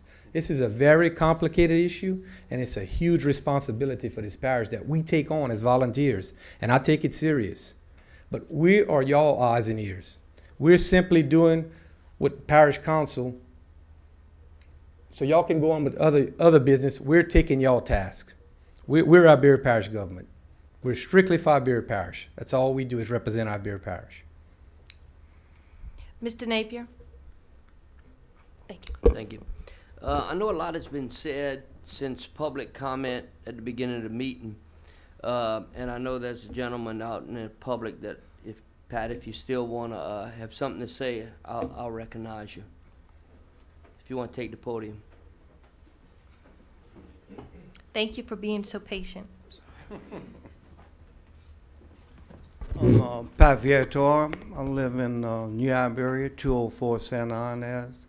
All my water goes into Tesh. And what I want to ask more than anything, based on what James just said, if we do pass the 5 mil tax, and if y'all need extra tax, will y'all have to go back to the people, or y'all just gonna pick up the tax, the millage? Sir? Have to go back. Okay, you do have to go back to the people. Okay, a question to Chip. My understanding, I don't think this level will ever be built unless we get federal money. Because I figured $10 million a year, it'll take 50 years to build this at 5. With inflation, you're looking at probably more than 50 years to build it. How soon you think we'll get federal money? And how much? Because I read a lot, California, Oregon, the Atlantic coast, they all want that $1 trillion like James said. So Florida, all of it. So I don't think it's going to be much of a pie coming from the feds. Do you have an idea? I don't have an idea, but I can tell you that, you know, as I mentioned earlier, in Southwest Louisiana, particularly Chip, can you get to the mic, please, so the camera can pick it up? I can tell you, as I mentioned earlier, in southwest Louisiana, in Vermilion, Cameron, and Calcasieu parishes. If you would have asked me 3 years ago if we would have had a chief's report signed for that $2 billion plan for those 3 parishes, I would have told you were dreaming. But because we partnered with those 3 parishes, we worked with our congressional delegations, we now have a chief's report signed, we now have an authorization for that study, and now we are all going up there, the state and those 3 parishes are lobbying Congress for those funds. I cannot stand here tonight and tell you when Congress is going to act or when they're going to appropriate money. But the thing you have to have in place to even make that dream a possibility is a plan. And you have to have skin in the game to show that you're willing to pay your part, to do your part to build this project. And if not, Congress is not even going to give you a second thought. So I don't know. I can't speak on behalf of Congress. I know that our congressional delegation is engaged on this. This project has been included in multiple iterations of the master plan. It is a priority for the state, and that's who I can speak on behalf of. Is the state of Louisiana is committed to seeing this through. Do you know any state receive federal money for, and what percentage matching? 75? Well, any project that is authorized in congressional legislation is usually a 65-35 split. There's a 65% paid by the federal government and 35% paid by the state or the non-federal sponsor. And the non-federal sponsor would then vary depending on what the project is. Ray, I want to ask Ray, how many acres are we going to be protecting south of 90? Do you have any idea? How many acres? No, I don't. Yeah. I don't. Because I know they got I don't know how 18,000 many acres coming from Youngsville, but high value lots and build, homes that could be helping us pay that $5 million. How many acres south of 90? Yeah. And that's about all it's going to protect. Well, because I think Freddie, the mayor, is going to put a system to the test that's going to drain your Ivory Senior High. Well, That's coming up soon. The fact of the matter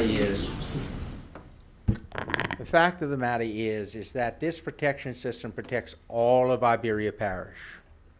And when I say it protects all of Iberia Parish, it does protect the economic value in Iberia Parish. Because if you lose the South, and some people think that that's not important and just let it go and lose it, you have to understand the economic impact it has on all of the rest of the parish. I mean, you can't just cut that off and think that it's not affect you. It's like saying I'm going to just cut my arm off because it's not going to affect me that much. I got 3 other limbs. It's only 25%. I mean, that's not real. If we lose the south part of the parish, and we will lose it, I believe, in the years to come, it's just not, it's not responsible of us to do that.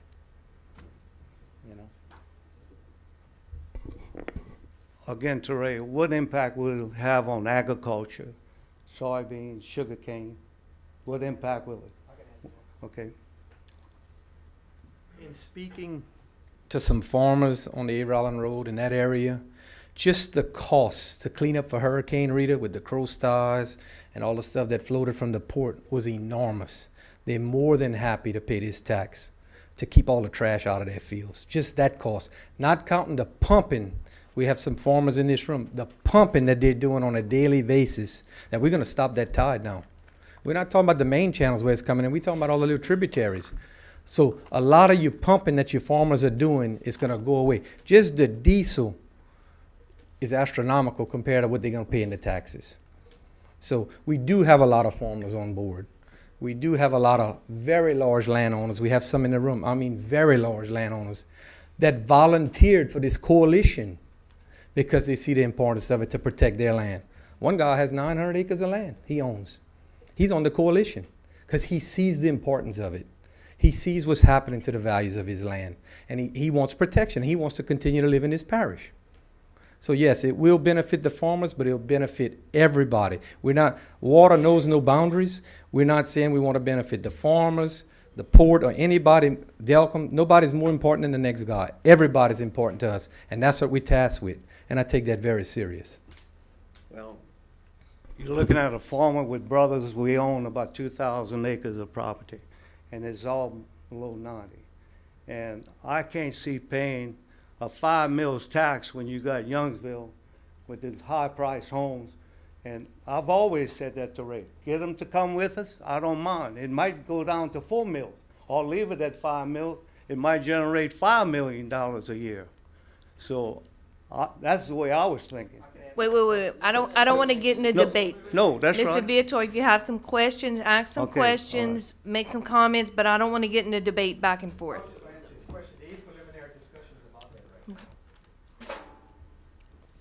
Or maybe I should be asking Larry, or what? About Youngsville, Lafayette, Vermillion dropping water, 18,000 acres coming Well, on. I don't know about the 18,000. Well, I do. Let me start with one question that was asked, I think, by Ricky to Chip in reference to the $30 million that the governor was talking about this past Thursday in Lafayette, and how is that money going to be used and where it's going to be used. The money is actually going to be divided. The money is going to be decided on by the parish presidents from these 8 parishes as far as where that money is going to be used. And what we're looking at doing is trying to figure out how to get water out. And what I was asking earlier when I was talking to Chip, right, is when will we receive the CPRA master plan? And there's a reason I was asking for that. It's because we need that master plan when we're figuring out how we're going to spend this money. I don't know what Iberia Parish is going to receive from those dollars. I don't know what St. Mary's is going to receive. I don't know what Vermillion is going to receive. But I can tell you that the discussions that we're having so far is trying to figure out how to get water out of these parishes. When I look at the levee district and what they're trying to do with building the levee, it's a 2-part system per se. I'm trying to figure out how we keep water from coming into Iberia Parish from tides and flooding the people, because as we speak right now, I don't know what the wind is, but we may have people flooding in Delcom and Lydia just with a regular south wind. So this is very, very complicated. I have no idea what you're talking about with 18,000 acres south of Well, I think Highway ask 90. Ben can tell you that. I don't have the exact numbers, Pat, but you're close. That 18,000 might be a total of Lafayette and Vermillion together. But the H&H study that these guys did is gonna define that area completely. And that's what their plan is to figure out how to move that water from everybody. Okay, could you be talking about like the 11,500 acres that's coming in from Youngsville, that's coming into Park Purdue? Could that be part of the 18,000? That's part of it. Okay. That's part of So it. what we're doing right now is parish government actually approved some money for us to do an impact study.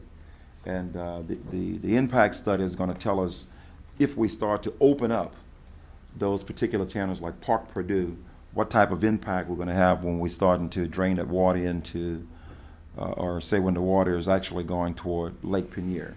But as far as to tell you exactly, and I keep turning around, and perhaps I shouldn't be turning around so you can hear, that's exactly what the parish council elected to do a couple of months back. Before we do anything, we want to know what type of impact we're going to have on the people that we have in this parish. And this is something that we're working on collectively.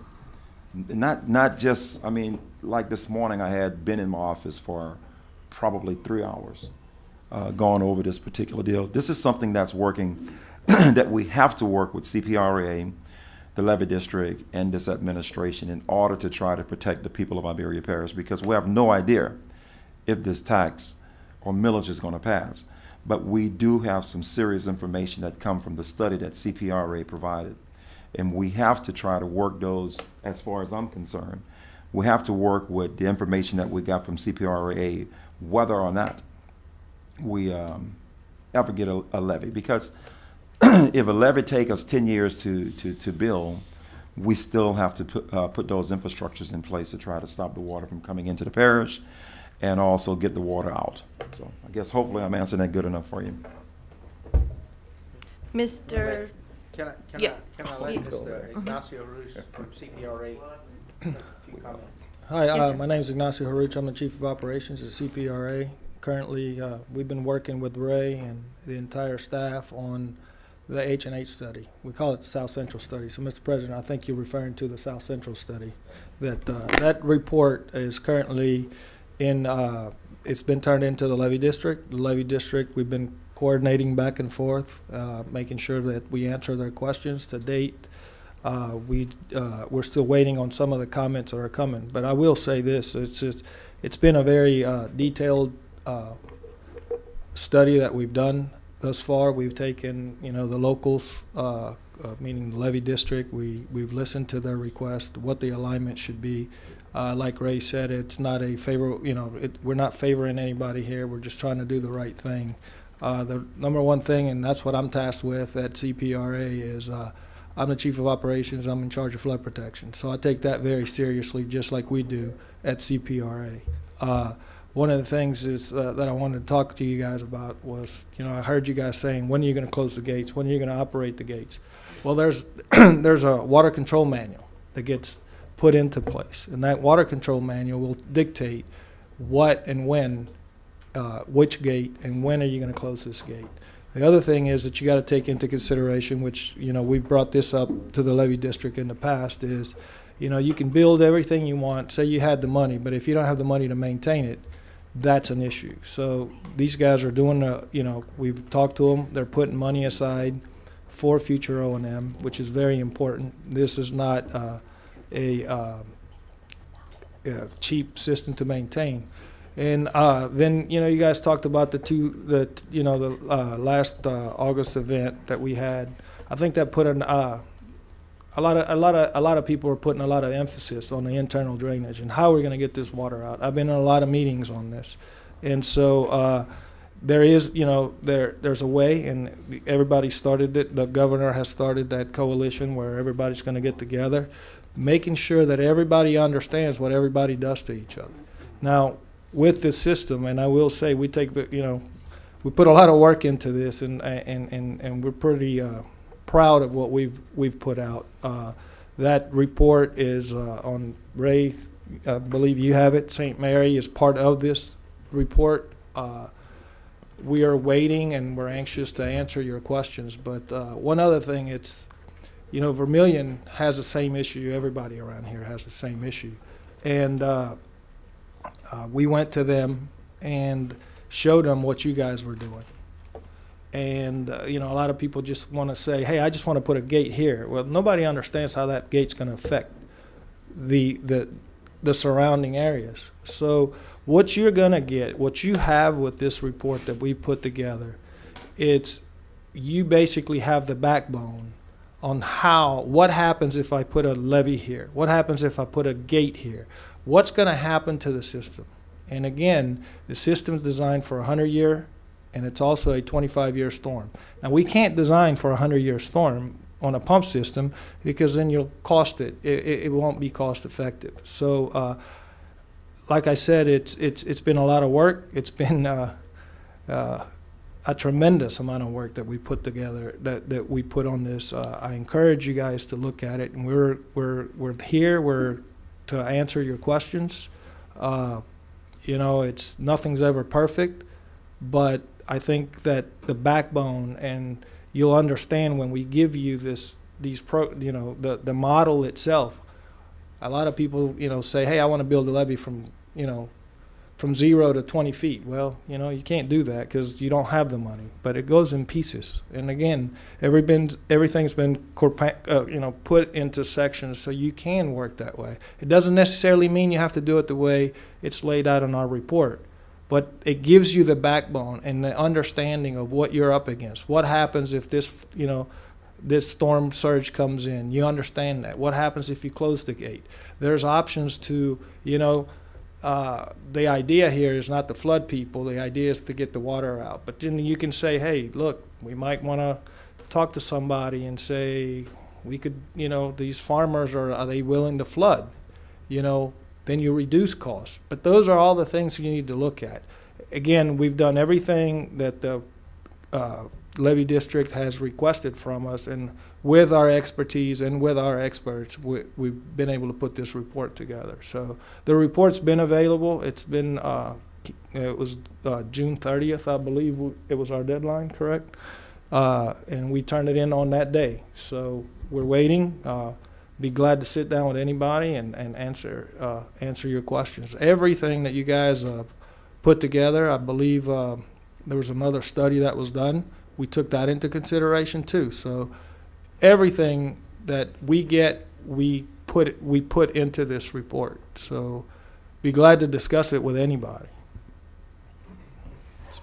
All right, we have two more council members that have requested the floor, and I'm going to ask that we try and wrap it up because I did promise all these guys who came from Baton Rouge that I would get them on the road at a decent hour to drive back. So, Mr. Trahan? Well, I think at the end of the day, us council members have to ask ourselves, what are we going to do with this? My thought on this, we represent everybody, the ones for it, the ones against it. I think we need to pass this to the vote of the people and let the people decide on which way this thing's going to go. That's Wednesday night. Huh? That's What? Wednesday night. Wednesday Tonight's night for committee? Yeah. Tonight's just question and answer. Yeah, well, I'm starting now because I'm going to work it. I'm just telling you.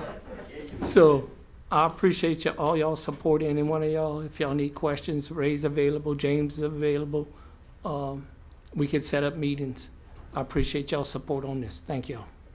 Mr. Gonsalves? I'll make it quick.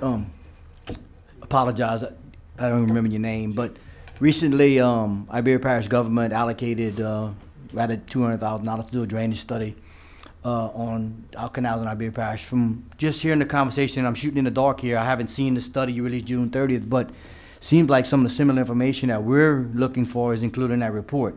Is it possible that the information that Iberia Parish government is seeking about our drainage canals and implementing our drainage plan would be included in that plan and possibly save some funding moving along? Larry, maybe you can chime in too, Larry, because it looked like we got similar information here. You can go first if you want. So we did take some cross sections at certain canals. I don't know if those cross sections were taken into consideration. We'd have to sit down, like I said. Right. We'd be glad to sit down and show you what we've done to be able to size the size of the pump stations, and we needed some cross sections to be able to determine what kind of volume would be going down these canals. So I don't know which ones you're talking about, but again, there's a lot of canals that we did survey, and structures too. So. Well, that's good. I'll try to get that report, review it, and maybe with the parish president, we can obtain some information. Yeah, actually, I was going to wait. I just texted Ben. I was going to wait until after the meeting to try to set up the meeting with CPRA. We would like to meet with CPRA hopefully next week. We had a meeting this morning as soon as we can. We're going to have the engineer that we actually have that we hired to do this particular study analysis for us, and hopefully we can meet with you because you're exactly right. Maybe there's some information in that, and it's called the South Central study, not master plan. It's the South That's Central. correct. Okay. The master plan is the 2017 master plan. Okay, is so we're already- talking about the CPRA South Central study, right? Okay, good. Well, anyways, if we can set up a meeting with you and your staff and Ben and Ray and others that we would like to either go to Baton Rouge or you come here soon, because we already hired the contractor and they're aware of what we're trying to do. Sure. We don't want to recreate something that's already there. Right, and like I said, that's important. That's why I said it's the backbone to moving forward. Right, You know, exactly. and there's a lot of information there that I think would be very beneficial. Can you provide us with a copy of that study as well? You gonna get one for us? Okay. Right now, like I said, we turned it in on the 30th. We're waiting on comments, so it's stamped draft. Okay. Because of the comments. We'd like to address their comments and then release it to everyone. It's, I think, we have, go ahead. if I could, we've had, he said it's a ton of information. It's a ton of information. If if it were printed, it would probably be about this thick, but it's in data form. It's about 700 megabytes actually. So it's a lot of data. But myself and Ben and James and Mr. Eddie and Pat and Ronnie and most of our board members have been sitting down and kind of going through it to understand what it is that we have. And along with us, we've had I think 5 volunteer engineers who have sat in to try to help us understand what it is we're looking at. And we've had discussions with Ignacio's office, and we're just trying to understand what we have first and make sure that our questions are answered, because and we do have some comments that we're going to submit to them, differences that we take with some of the information, and then we'll eventually, he said he's correct, it is in draft form, and when we feel it's complete, when we can answer your questions, then we're going to release it. We didn't want to prematurely release that when y'all were going to be asking questions and we didn't have any of the answers because we hadn't even read through it or understood. You have to understand how many months and months went into all of the data that they have, and we've had it for just barely more than a month now, so we're still trying to absorb it and digest it. But as soon as it's ready. You might mention that we're going to meet with our Louisiana delegation along with CPRA too, because That's correct. Eventually, the speaker will have a meeting. We had some previous meetings and had some preliminary discussions about all of this, the South Central and all of our plan. And the speaker will meet with us again with our entire legislative delegation and CPRA and our board so that we can go through all of the data. All right, I just want to thank everybody for coming tonight. The purpose of me calling this special meeting was that there was a lot of rumors out there, a lot of misinformation. One of the things that I was hearing over and over and over was that CPRA was not on board with our plan and was saying that our levy board's plan was not going to work and was not sufficient for what we were doing. And I thought it was very important to get everybody in the room and provide the opportunity for everybody to ask all of their questions and to put this misinformation aside and know that the state is behind what our local levy board is doing and that everybody's working together. I know y'all came in from Baton Rouge. I appreciate everything, the coalition, everything y'all are doing. Ray, you and your board and everything y'all have done. Thank y'all all for giving 2 hours of your time tonight for us to get the information that we need to make our decision Wednesday night. And again, the council will be meeting Wednesday night in committee to vote on whatever comes out of y'all's board meeting tomorrow night. So there'll be another opportunity for public comments as well. So if anybody from the public has anything more that they want to address to the council, feel free to come Wednesday night. So at this time, I'd entertain a motion to adjourn. Move. Sir? And tomorrow night is an open meeting here at 6 o'clock. For the levy board. I have a motion adjourned by Mr. Gonsalves and second by Mr. Gachassin. Thank y'all.